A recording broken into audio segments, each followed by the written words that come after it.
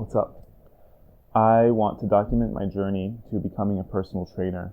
So I'll be sharing my experience here. I'll be making videos about it and also just learning how to make better videos, how to get better at talking to a camera, those kinds of things. I'll take you through a bit of what a weekend of training looks like for me right now. It's ever-changing like the seasons. Right now, I'm on a pretty aggressive cut, a pretty steep cut right now. Point is, it's short because I want to get back to strength building as soon as possible. Because I did the past 3-ish months, 1, 2, 3, yeah, I can count. The past 3-ish months, I was eating in a slight surplus and just pushing in the gym. That hurt because I'm so strong from eating in a surplus and pushing at the gym, focusing on strength. But I do want to shed some extra body fat, but I don't want to do like a month's long cut because I am doing the Montreal Marathon in September with my fiance. Well, the training for that will start in like May, and before May, I want to get stronger in the gym. You also can't be in a calorie deficit if you're marathon training, so I'm like, when the fuck am I supposed to be in a calorie deficit? When do I do that? So I'm doing it now, and I'm doing it kind of aggressively. Weekend of training. Let's go. This is my pre-gym carb bomb. It's basically oats and honey and a bit of peanut butter. It's nice. There's the flowers behind you. Is it yummy? It's so good. This is the best thing I've had in my life. Okay, let's get into it. So this is the second leg workout of the week on Saturday, so the day before long run, because legs before long run is a brilliant idea. But anyway, that's just what the split is like right now. So I did remove one set from each exercise, most exercises I should say, for this aggressive mini cut. So in this case, I'm doing 3 sets of deadlifts instead of 4. I'm usually aiming to do like 4 by 3 to 5 reps, so really strength focused. But now I'm doing 3 sets, 3 to 5-ish reps, closer to 5. And if you'll notice, I mean, I guess you won't notice because the sound's cut off and I'm literally talking right now. But when I pull, I actually exhale slowly all the way up. And I know that there's often this cue where like you should inhale at the bottom and then hold in your breath and then pull all the way up and then exhale. And I've tried that, but at least for me, like the blood pressure differential is so intense that it would make me like nearly pass out often. And I know that's kind of like common for deadlifts, but I don't know if I'm exceptionally prone to it or something. Although like the doctors did tell me I have like kind of like low blood pressure. Apparently that's like a thing. I don't know. Apparently I don't eat enough sodium, but I eat a shit ton of salt, so I don't know where they got that from. But that's why I slowly exhale. It works for me. Maybe I'll change it later at a later date. But for now, it works for me. And yeah, pulling nice and slow. These felt pretty good, shockingly, given that I'm in that aggressive deficit. Just happy with these. I also feel compelled to point out my amazing lifting straps because I love them. I used to have the fabric kind that's kind of like a rope that you wrap around the bar, and those are cool, but I do prefer these rubber ones that just loop around. They just kind of loop under the bar, and then you grip the other side with your hands. I actually saw Sebum using them in like one of his training videos, and I ordered them right away, just like this style, because I really like it. They're easier like to latch around. To latch around the bar as opposed to the rope ones, which are good, but they take a long time to put on, and I don't know. It's kind of annoying. Okay, next is our least favorite but super effective leg exercise, Bulgarian split squats. I fucking hate these. I do them anyway. I didn't for a long time, and my legs were weak twigs, and now I do them, and they're strong oak trees. So maybe you can follow in my footsteps and do Bulgarian split squats for yourself and taste the pain firsthand. These are, I don't know how to undersell these anymore.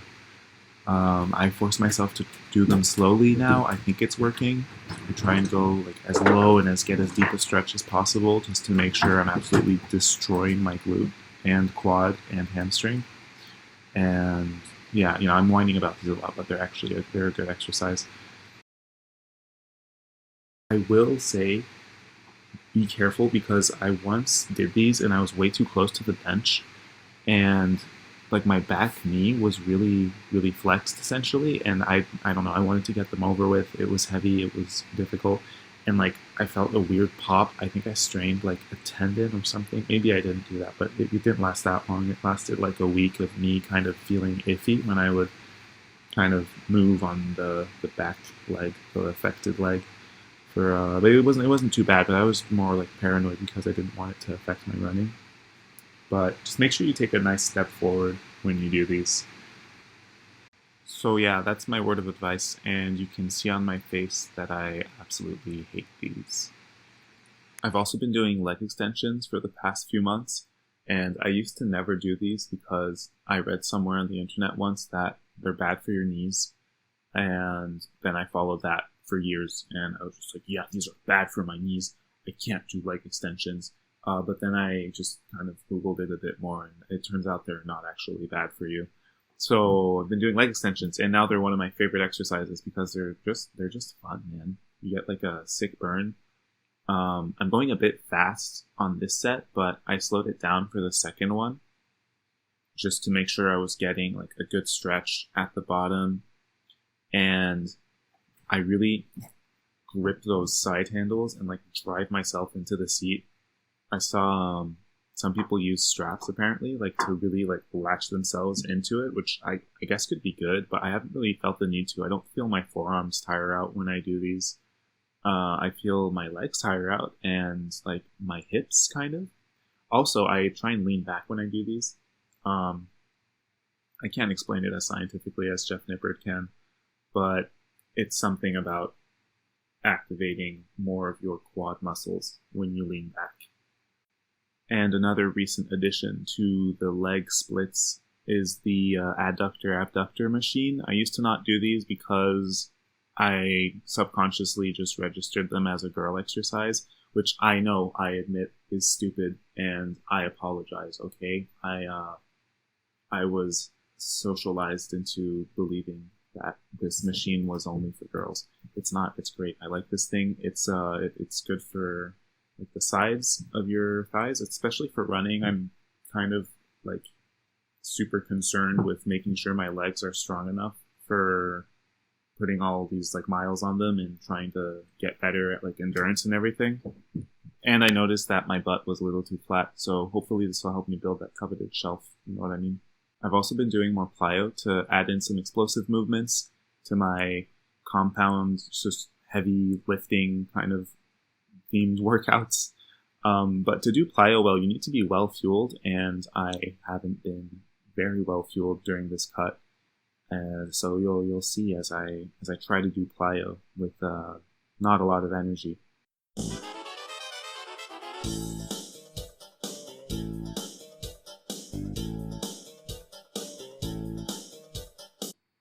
I've been working on hanging leg circles as well to work on obliques and like lateral stability. So I figure, I have a hypothesis that this will maybe translate to that shearing motion that happens when you're running.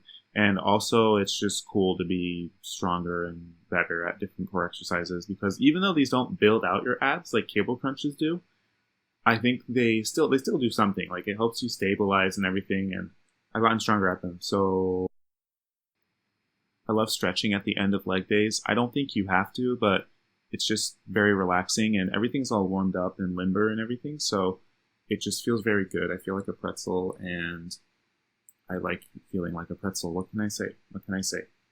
Yeah, I'm also working on the splits, kind of. Not really. I just try and see if I can do it, and then I kind of have to go to the side. I don't know. I'd like to develop the skill someday, but I haven't been putting really time into it. And as usual, I like to finish off the stretching session with a happy ending stretch. I had to censor it for YouTube.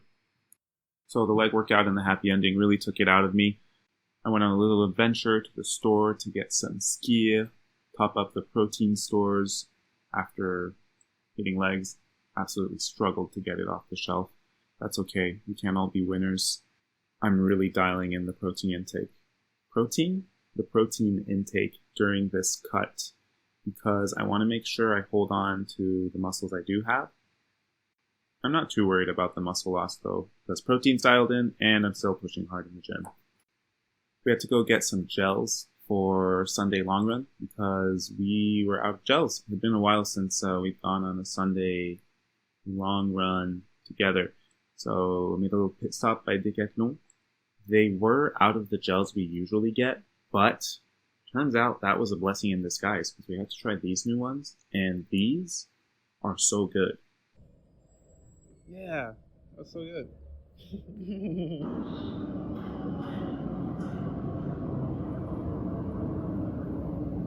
We made another little pit stop to pick up a cake for one of Emma's friends, and this was hard. We just had to look at all the amazing food without eating any of it.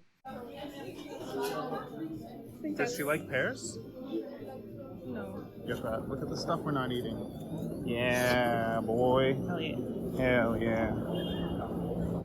Best believe I'll be going back to that place when the cut's over at the end of March. Just a few weeks. I'll be going back to Copain. Best believe it. This dinner was so good, man. I had beef, chicken, and roasted vegetables, and some of that reduced sugar Heinz, and I will be doing this again. It was very good. Very satisfying. I felt kind of like a caveman. I started going to the gym consistently in 2016 with a good friend of mine. Shout out Han. I started when I was 19. I was consistent basically for a long time, and I stopped during COVID. Got fat during COVID. Made myself unfat shortly after COVID, and was more consistent with the gym. And I was more focused on running like the past 3 years. Well, I started running consistently like 3 years ago, and I've been diligent about it. So I compared like ACE, American Council on Exercise, NASM, National Academy of Sports Medicine, and ISSA, International Sports Sciences Association. I've been comparing those three because I would like to do a certification that's valid in the US and in Canada. I'm half French, so I looked at the certifications that we have in France, but they're only valid in France. They're not valid overseas, basically. I found some resources on YouTube about people reviewing their experience for the ISSA training, but not much, I guess. Anyway, I chose the ISSA one because it also has a build your own business component, which I'm definitely interested in because I would like to start training people probably online and then build a kind of training business from there. And then the longer term goal is to open a gym with my fiance. Yeah, dream big, baby. Yeah, well, we're gonna make it happen, dude. That's the plan. But this is the starting point. The idea is to start by making videos like these. We want to build a community online and then bring that into the real world. We'll see how that takes shape, but it's something that we talk about a lot.